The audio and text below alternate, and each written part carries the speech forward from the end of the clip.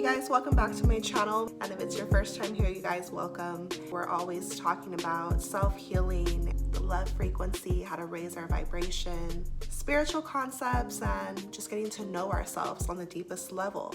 And so today, you guys, I want to share with you some things that you may face in your life, and I see them as spiritual tests. I really see Earth as a school. Our life journey is full of choices at every moment, and if you're on a spiritual journey, then you are going to face pain and you're going to have choices to make. So if somebody hurts you in your life, how do you choose to react? Pain is inevitable, but at the same time, pain serves a purpose here on Earth, and we're here to face contrast. We're here to feel separate from love, separate from our Creator, so that we can return to those things.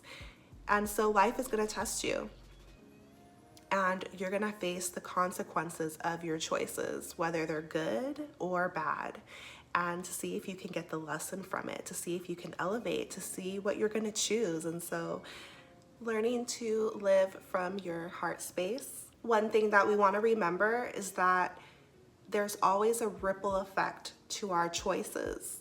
And so a lot of times, of course, they affect us personally, but it also affects everything around us because we are all connected. Sometimes we can become self-absorbed or self-consumed and feel like, well, it's my life, it's my choice, and so it's up to me. Yes, you're right, but it's going to affect everything and everyone around you, whether we like it or not, and so we have this illusion of separation on Earth. And the reason that I bring this up is because even if you're doing the right thing in your life, sometimes things can happen in our lives that we have no control over. Other people, other things can happen, and they're going to affect you, and so it can bring you pain, trauma. It can just disturb your peace, and spiritually, this is a chance for you to forgive. It's a chance for you to face yourself and see what's inside of your own heart. I know for me, when I'm doing inner work on myself and I face parts of myself that are angry towards someone else, or holding a grudge, or bitterness, have resentment because, oh, they've done me wrong, that wasn't fair, that was not okay. But the thing is that we want to learn how to purify our heart so that we can release those things and not carry it within. I'm going to give you guys an example, okay? I have a member of my family who was really famous in Mexico and was a famous entertainer. He ended up marrying a woman and starting a family with her, and they had several children, and then he met another woman and he started a family with her as well. And so he was juggling two families, and there was a lot of problems, right? A lot of chaos because he didn't actually divorce one first before he married the other one. So 2 wives. So you can see how that could create a lot of problems, right? Well, the thing is that yes, individually, he probably was going through it in his own life, but it also had a ripple effect on so many people and even generations after that. And the reason that I bring this up is because, once again, we may not always be in control of what happens outside of us, but it can still affect us in a negative way. And so when we're talking about healing and on a healing journey and a spiritual journey, it's a chance for you to go within your own heart and face your own traumas, face your own pain, face your own shadows and ideas that you have in the world. You see where they stem from, and then you feel it, and then you choose to forgive. It's a choice, really. You have a chance to squash your ego, and this is called an ego death. It really takes you putting your pride aside and seeing everybody with compassionate eyes. It's not that people intentionally go around hurting people, or maybe they do, but the thing is that, do you want to carry resentment in your heart? And so the healing journey is not always so pretty, it's not always so fun, but it's important to do. It really frees you. And when you can get to a place of acceptance, and when you can get to a place of compassion and understanding that, hey, people are not perfect, and we're all on this plane, in this realm, to learn and to grow. Like, but God is so good, source, the universe, because we're not forced to. We have choices to make while we're here.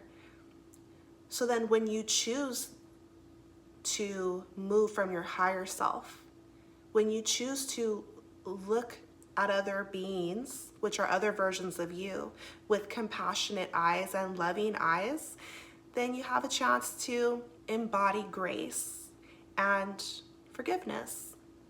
Easier said than done, I know. And for me personally, it's taken a long time to get to this place, but it's so worth it, because once you can climb that hurdle, squash your ego, smush your pride, and authentically forgive someone or a situation and choose to love, like, your eyes can be opened to a new perspective. And that's what's happened in my life. You know, before I would look at the situation that has happened in my family's history that, hey, I wasn't even here for yet, but that still affected me in more ways than one, with the choices that I made in my life and the effect that it had on other family members and things like that. When I had the chance to finally choose to see this situation differently, then it turned to gratitude and love, because I realized that had this member of my family not make these choices, personally, I wouldn't even be here, you know, physically. And so it's amazing the perspectives you can get when you open your heart and you activate your heart chakra. And you guys, that's what we're here to do. And this is an example of a spiritual test that we can face in life.